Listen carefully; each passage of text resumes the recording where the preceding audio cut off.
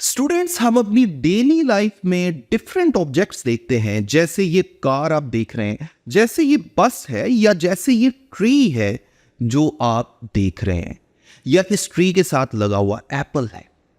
हम जानते हैं कि ये जितने भी ऑब्जेक्ट्स हैं ये सारे मैटर से मिलके बने हैं। इनके अंदर मैटर अपनी किसी ना किसी शक्ल में मौजूद है। जैसे इस एप्पल को अगर मैं जूम करके देखूं तो मैं जानता हूं कि ये एप्पल एटम से मिलके बना है। और अगर इस एटम को भी थोड़ा बड़ा करके देखें तो हम ये भी जानते हैं कि इस एटम के अंदर भी एक सेंट्रल पार्ट है जो काफी डेंस है और इसे न्यूक्लियस का नाम दिया जाता है। सबसे पहले एटम के इस मॉडल के बारे में हमें बताया था रदरफोर्ड ने। रदरफोर्ड ने यह कहा कि एटम के अंदर मैक्सिमम पोर्शन एम्प्टी होता है और इसका 99.9% मैस इसके सेंटर में कॉन्सेंट्रेटेड होता है, जिसे उसने न्यूक्लियस का नाम दिया। साथ ही साथ उसने यह भी बताया कि न्यूक्लियस के ऊपर नेट चार्ज पॉजिटिव होता है और इलेक्ट्रॉन इसके इर्द गिर्द काफी दूर दूर रिवॉल्व कर रहे होते हैं। फिर उसने ये भी कहा कि न्यूक्लियस के अंदर जो पॉजिटिव चार्ज है ये कुछ पार्टिकल्स की वजह से है जो प्रोटॉन्स हैं, लेकिन साथ ही साथ उसने ये भी कहा कि यहां कुछ ऐसे पार्टिकल्स भी हो सकते हैं जो इलेक्ट्रिकली न्यूट्रल हैं। और इन पार्टिकल्स को आगे चल के इसने 1920s में इसने आगे चल के इनको न्यूट्रॉन्स का नाम दे दिया। और लेटर ऑन 1932 में ये न्यूट्रॉन डिस्कवर भी हो गए। उनको किसने डिस्कवर किया था? चार्टविक ने।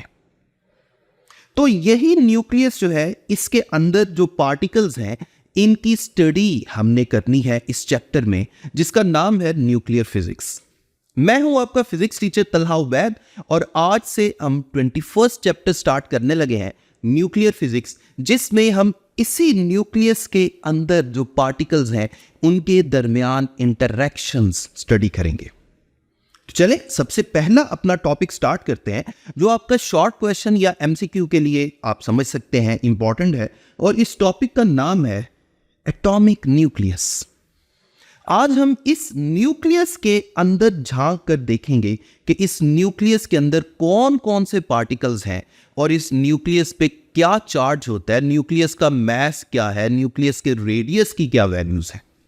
तो सबसे पहले तो एटॉमिक न्यूक्लियस के बारे में, जैसे अभी स्टार्ट में मैं आपको बता के आया हूं कि एटम का जो सेंट्रल पार्ट है दिस इज कॉल्ड न्यूक्लियस।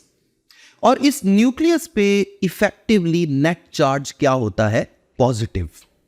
और इस न्यूक्लियस में जो पार्टिकल्स हैं, जो इस वक्त आप पार्टिकल्स देख रहे हैं, इन पार्टिकल्स को बोला जाता है न्यूक्लियॉन्स। और न्यूक्लियॉन्स में दो तरह के पार्टिकल्स हैं, the one is proton and the other is neutron.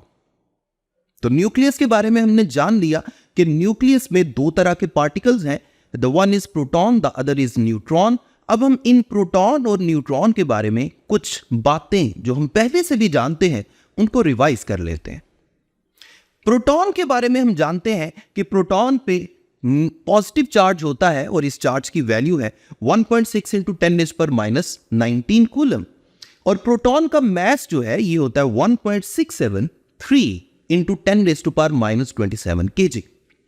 इसी तरह ये जो न्यूट्रॉन है इसका मास होता है 1.675, न्यूट्रॉन से थोड़ा सा ज्यादा।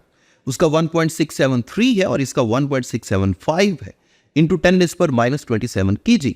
लेकिन न्यूट्रॉन पर नेट चार्ज क्या होता है? 0, क्योंकि ये तो न्यूट्रल है। उसके बाद बारी आ जाती है न्यूक्लियस के इर्द गिर्द रिवॉल्व करने वाले इलेक्ट्रॉन्स की। इलेक्ट्रॉन्स पे भी हम जानते हैं कि चार्ज उतना ही होता है जितना प्रोटॉन्स पे होता है, लेकिन होता नेगेटिव है, यानी -1.6 × 10⁻⁻19 कूलम। और इलेक्ट्रॉन का मास काफी कम होता है और वो होता है तकरीबन 9.1 × 10⁻31 kg। तो ये हमने अपने पिछले आइडियाज को थोड़ा सा रिवाइज कर लिया। अब न्यूक्लियस के बारे में थोड़ी मजीद हम बातें करते हैं। जैसे सबसे पहले हम हेडिंग लिख सकते हैं, size of nucleus relative to atom. जैसे ये आप देख रहे हैं, ये एटम मेरे सामने जो मौजूद है एटम का साइज न्यूक्लियस के मुकाबले में बहुत ज्यादा है। अब देखें, इसके सेंटर में थोड़ा सा न्यूक्लियस है और अगर मैं एटम की बात करूं तो वो काफी बड़ा है। हम कह सकते हैं कि न्यूक्लियस का साइज एटम के मुकाबले में काफी कम है। उसकी रीजन ये है कि अगर मैं एटम के रेडियस और न्यूक्लियस के रेडियस को कंपेयर करूं तो एटम का रेडियस तकरीबन न्यूक्लियस के रेडियस का 10⁵ टाइम्स होता है, यानी तकरीबन 1,00,000 गुना। अगर मैं न्यूक्लियस के रेडियस की बात करूं तो वो तकरीबन 10⁻14 मीटर एक न्यूक्लियस का रेडियस होता है, लेकिन एटम का रेडियस इसके मुकाबले में तकरीबन 1,00,000 गुना है। इसके अलावा यह भी बात याद रखें कि न्यूक्लियस जो है वो एटम का मैक्सिमम मैस न्यूक्लियस के अंदर मौजूद है, यानी 99.9% of the whole mass of atom is concentrated in the nucleus. तो ये कुछ न्यूक्लियस और एटम को हमने कंपेयर किया थोड़ा सा। अब मजीद आगे बढ़ते हैं और अगली हेडिंग की तरफ चलते हैं। नेक्स्ट हेडिंग में लिखने लगा हूं स्ट्रॉन्ग न्यूक्लियर फोर्स। इस एटम को थोड़ा जूम करके देखते हैं। ये जो न्यूक्लियस है जिसके अंदर आप देख सकते हैं प्रोटॉन्स और न्यूट्रॉन्स मौजूद हैं, इन प्रोटॉन्स और न्यूट्रॉन्स के दरमियान आपस में जो भी अट्रैक्टिव फोर्सेस लग रही हैं, इन अट्रैक्टिव फोर्सेस को स्ट्रॉन्ग न्यूक्लियर फोर्स कहा जाता है। और याद रखें कि ये जो स्ट्रॉन्ग न्यूक्लियर फोर्स है ये चार्ज पे डिपेंड नहीं करती, मैस पे भी डिपेंड नहीं करती, बस इसने लगना ही लगना है और ये हमेशा अट्रैक्टिव होती है। एक बात याद रखें कि ये जो स्ट्रॉन्ग न्यूक्लियर फोर्स है जो न्यूक्लियॉन्स के दरमियान आपस में लगती है, ये काफी शॉर्ट रेंज फोर्स होती है। इसकी रेंज यानी ये किस डिस्टेंस पे लगेगी, और अगर डिस्टेंस इससे ज्यादा हो जाए तो फिर ये लगना बंद हो जाएगी। तो इसलिए मैं कह रहा हूं कि ये काफी शॉर्ट रेंज फोर्स है। इसकी रेंज तकरीबन 10⁻⁻15 मीटर तक होती है और ये सारे न्यूक्लियॉन्स के दरमियान लगती है। जैसे प्रोटॉन प्रोटॉन के दरमियान लगेगी, प्रोटॉन और न्यूट्रॉन के दरमियान लगेगी, न्यूट्रॉन और न्यूट्रॉन के दरमियान भी ये लगेगी, और ये हमेशा कैसी होती है? Attractive force. अब हम नेक्स्ट हेडिंग की तरफ आते हैं। नेक्स्ट हेडिंग हम लिख सकते हैं यूनिफाइड मैस स्केल। असल में न्यूक्लियर लेवल पे जब हम बात करते हैं तो पार्टिकल्स का मैस इतना कम होता है कि उस थोड़े से मैस को डिस्कस करने के लिए हमने एक यूनिट डिफाइन किया हुआ है जिसका नाम है यूनिफाइड मैस स्केल। बजाय इसके कि इसको हम केजी में लिखें और 10⁻⁻27 तक जाए, हम इसको यूनिफाइड मैस स्केल में सिंपल वे में पढ़ना चाहते हैं। यूनिफाइड मैस स्केल को सिंबॉलिकली स्मॉल यू से जाहिर किया जाता है और इस यूनिट को हम ऐसे डिफाइन कर सकते हैं कि 1U यानी 1 यूनिफाइड मैस स्केल जो है ये बेसिकली क्या है? कार्बन 12 के मैस का 12वां हिस्सा, यानी it is 1/12 of the mass of carbon 12। अब कार्बन 12 क्या चीज है? कार्बन 12 कार्बन का वो वाला एटम है। एक बात तो ये याद रखें कि ये आइसोलेटेड एटम होना चाहिए, यानी अनबाउंड एटम, इसका किसी और एटम के साथ कोई भी बॉन्ड नहीं है। इसके अलावा ये न्यूक्लियर और एटॉमिक लिहाज से ग्राउंड स्टेट में होना चाहिए, यानी इसके अंदर जितने भी पार्टिकल्स हैं, चाहे वो न्यूक्लियॉन्स हैं चाहे वो इलेक्ट्रॉन्स हैं, वो अपनी अपनी ग्राउंड स्टेट में होने चाहिए। कार्बन 12 ऐसा कार्बन का एटम है जिसके न्यूक्लियस में 12 न्यूक्लियॉन्स होते हैं। कितने? 12 न्यूक्लियॉन्स, और मोस्टली ये होते हैं 6 प्रोटॉन्स और 6 न्यूट्रॉन्स, 12 न्यूक्लियॉन्स।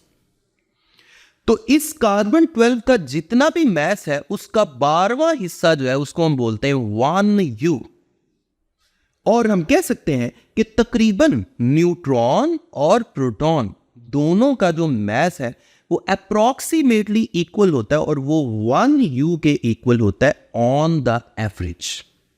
लेकिन अगर इसको एक्यूरेटली फाइंड करना हो तो फिर हम इसको अलग नीचे लिख लेते हैं। मैस ऑफ प्रोटॉन ये होता है 1.007276 U।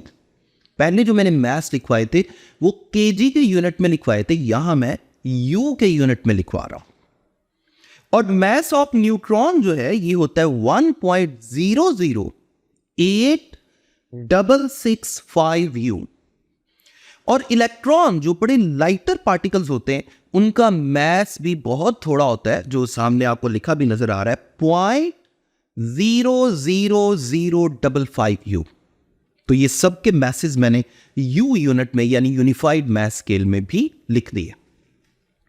अब नेक्स्ट हम थोड़ा मजीद न्यूक्लियस को डिस्कस करते हैं और हम एक क्वांटिटी डिफाइन करने लगे हैं जिसका नाम है चार्ज नंबर। चार्ज नंबर को कभी कभी हम एटॉमिक नंबर भी कहते हैं और इसको कैपिटल Z से जाहिर किया जाता है। ये जो सामने आप न्यूक्लियस देख रहे हैं, इस न्यूक्लियस के अंदर टोटल प्रोटॉन्स की जो तादाद है इसे बोलते हैं charge number. Number of protons inside the nucleus is called charge number और इसको Z से जाहिर करते हैं। इसी तरह नेक्स्ट डेफिनेशन हमारे पास आ जाती है mass number. Mass number is actually the number of nucleons. Nucleons का मतलब क्या है? प्रोटॉन्स और न्यूट्रॉन्स। यानी इस न्यूक्लियस के अंदर जितने भी पार्टिकल्स हैं उनकी तादाद को हम कहते हैं मास नंबर और इसको कैपिटल A से जाहिर किया जाता है। मैं इसको नीचे सिंबॉलिकली इस तरह भी लिख लेता हूं, mass number capital A is equal to number of protons plus number of neutrons. अब आ जाते हैं नीचे, एक और हम टर्म डिफाइन कर लेते हैं, न्यूट्रॉन नंबर। न्यूट्रॉन नंबर, और इसके नाम से आपको समझ आ रही है, this is actually the number of neutrons inside the nucleus. Protons की तादाद चार्ज नंबर, प्रोटॉन और न्यूट्रॉन की मिला के तादाद मास नंबर, सिर्फ न्यूट्रॉन्स की तादाद न्यूट्रॉन नंबर। और न्यूट्रॉन नंबर कैसे निकालेंगे? टोटल न्यूक्लियॉन्स की तादाद में से प्रोटॉन्स की तादाद माइनस कर दें। यानी मैं नीचे लिख देता हूं, न्यूट्रॉन नंबर को अगर मैं स्मॉल n से जाहिर करूं तो इसका फॉर्मूला क्या बनेगा? कैपिटल A माइनस Z, यानी mass number minus charge number. तो ये तो मैंने 3 छोटी छोटी डेफिनेशंस आपको समझा दी। अब हम ये देखने जा रहे हैं कि न्यूक्लियर फिजिक्स में किसी भी न्यूक्लियस को यानी किसी भी एटम के न्यूक्लियस को सिंबॉलिकली जाहिर करने का क्या तरीका है। तो वो सामने मैं लिख के आपको दिखा देता हूं। किसी भी न्यूक्लियस के नाम को सिंबॉलिकली जहां लिखते हैं वो मैंने X के साथ जाहिर कर दिया, यहां सिंबल आएगा। अभी मैं आगे एग्जाम्पल से समझा देता हूं। इसके नीचे सबस्क्रिप्ट में चार्ज नंबर यानी कैपिटल Z और सुपरस्क्रिप्ट में यानी ऊपर मास नंबर हम लिखा करते हैं यानी कैपिटल A। न्यूक्लियर फिजिक्स पे सिंबॉलिकली न्यूक्लियस को जाहिर करने का ये तरीका है। जैसे फर्ज कर लें, मैं हाइड्रोजन के एटम को, जो नॉर्मल जो हाइड्रोजन का एटम फर्स्ट आइसोटोप जो है हाइड्रोजन का, आइसोटोप क्या होता है ये अगले लेक्चर में आपको समझ आएगी। तो इसको अगर मैं जाहिर करूं तो इसका चार्ज नंबर भी 1 होता है, मास नंबर भी 1 होता है। यानी इसके न्यूक्लियस में एक ही प्रोटॉन होता है, न्यूट्रॉन कोई नहीं होता। एक ही प्रोटॉन का मतलब है चार्ज नंबर भी 1, मास नंबर भी 1। और न्यूट्रॉन नंबर कैसे कैलकुलेट करेंगे? Mass number minus charge number, 1 minus 1, answer क्या आ गया? 0। इसी तरह अगर मैं हीलियम की एग्जांपल दूं, हीलियम जिसका चार्ज नंबर 2 और मास नंबर 4 है, तो बताएं इसमें न्यूट्रॉन्स कितने होंगे? वो कैसे कैलकुलेट करेंगे? Mass number minus charge number यानी 4 माइनस 2, आंसर क्या आ गया? 2। 2 न्यूट्रॉन्स हैं। इसी तरह हम यूरेनियम के एक आइसोटोप की एग्जांपल लेते हैं जिसका चार्ज नंबर तो 92 है और मास नंबर 235 है। इसका अगर न्यूट्रॉन नंबर यानी न्यूट्रॉन की तादाद कैलकुलेट करनी हो तो मैं कैसे कैलकुलेट करूंगा? 235 माइनस 92 और इसको माइनस करके आंसर आ गया 143, यानी न्यूट्रॉन्स की तादाद है 143। आपने गौर किया होगा कि अगर मैं हीलियम की एग्जांपल लेता हूं तो उसमें 2 ही प्रोटॉन है और उतने ही न्यूट्रॉन्स हैं, 2 ही न्यूट्रॉन। लेकिन यूरेनियम जब हम हैवी न्यूक्लियस की तरफ आते हैं जिसका चार्ज नंबर 92 है, तो इसमें देखें प्रोटॉन्स की तादाद 92 है, लेकिन न्यूट्रॉन्स की तादाद बहुत ज्यादा है, यानी 143 92 के मुकाबले में।